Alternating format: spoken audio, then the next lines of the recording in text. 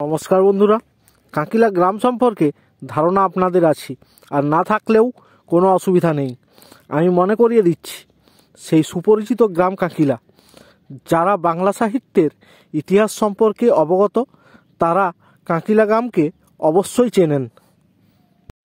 1909 খ্রিস্টাব্দে বসন্তরঞ্জন রায় বিদ্যাবল্লভ বাঁকুড়া জেলার বিষ্ণুপুর থানার এই গ্রামের শ্রীনিবাস আচার্যের বংশধর দেবেন্দ্রনাথ মুখোপাধ্যায়ের গোয়ালঘর থেকে মধ্যযুগের বাংলা সাহিত্যের সর্বশ্রেষ্ঠ নিদর্শন শ্রীকৃষ্ণ কীর্তন কাব্য উদ্ধার করেন।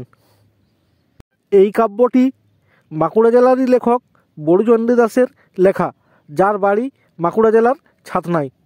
যদিও আজ আমার বিষয় সাহিত্য নয়, তবুও কাঁকিলা গ্রামকে নিয়ে ভিডিও বানাবো, তাতে সাহিত্যের ছোঁয়া থাকবে না তা তো হয় না। তাই প্রথমে ছোট্ট করে একটু ভূমিকা সেরে নিলাম। এরপর আসি মূল বিষয়ে। গৃহপালিত পশুপক্ষীর হাট যে প্রকৃতপক্ষে কী চেহারা নিতে পারে তা ভাষায় প্রকাশ করা প্রায় অসাধ্য। সেই অসাধ্য সাধনের চেষ্টায় আমি এই রবিবার কাঁকিলা হাটে গিয়ে উপস্থিত হলাম। প্রতি রবিবার সকালে এই হাট বসে।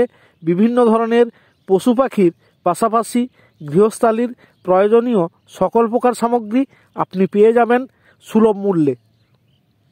গৃহস্থের টুকিটাকি যেমন ছুরি, কাঁচি, লাইটার, মোচনা প্রভৃতি পেয়ে যাবেন এখানে। পাবেন নতুন থেকে পুরাতন, নিত্য নতুন আধুনিক ডিজাইনের জামাকাপড় সহ বস্ত্র সামগ্রী, বিভিন্ন প্রকার উদ্ভিদের চারা, নানা প্রকারের বীজ, চা, মুড়ি সহ বিভিন্ন প্রকার খাদ্য সামগ্রী,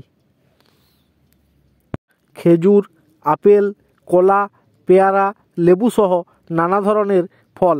গাছের তলায় বসা একজন রসিক ফল বিক্রেতা আমাকে প্রমাণ করে দেখালেন যে বাজারের থেকে তার কাছে ফলের দাম অনেকটাই কম। তার ব্যবহারে আমি ভীষণ মুগ্ধ। তারপরে দেখা পেলাম ইঁদুর মারা বিষ, মাছি মারা, ব্যথার তেল বিক্রেতার সাথে।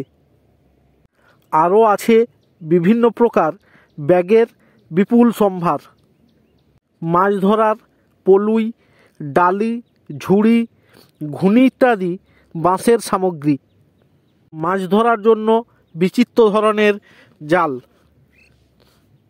আরও আছে বিভিন্ন প্রকার ব্যাগের বিপুল সম্ভার। এই হাটের প্রধান বিক্রিত সামগ্রী বা পানি হলো গরু।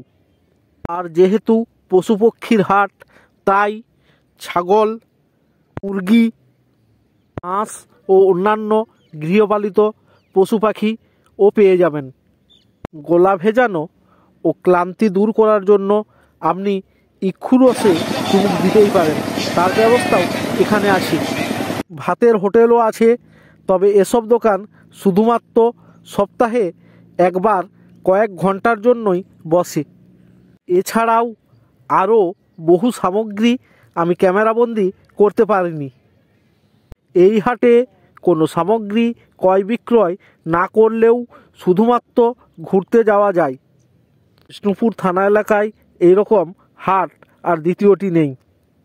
আরও এইরকম ইন্টারেস্টিং ভিডিও দেখতে আমার চ্যানেলটি সাবস্ক্রাইব করে রাখুন এবং অবশ্যই আজকের ভিডিওটি লাইক, কমেন্ট, শেয়ার করবেন। এতক্ষণ আমার সাথে থাকার জন্য ধন্যবাদ। সুস্থ থাকুন সকলে।